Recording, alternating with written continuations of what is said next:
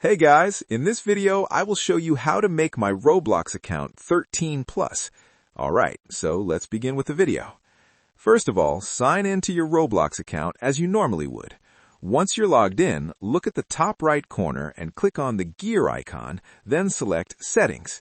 From here, scroll down until you see your birthday information.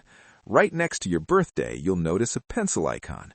Go ahead and click on that pencil icon and update your birthday to your accurate birth date, but only do this if you are genuinely 13 years old or older. After updating your birthday, Roblox will ask you to verify your age. To complete this verification, you'll need to provide a valid form of identification, such as a national ID, driver's license, or passport. Once you submit your documents, Roblox will review the information. If everything checks out, your birthday will be successfully verified. After verification, your account will automatically be marked as 13 plus, and you will no longer be able to change your birthday in the future. And that's it. So that's basically how you can make my Roblox account 13 plus. So that's all for this video.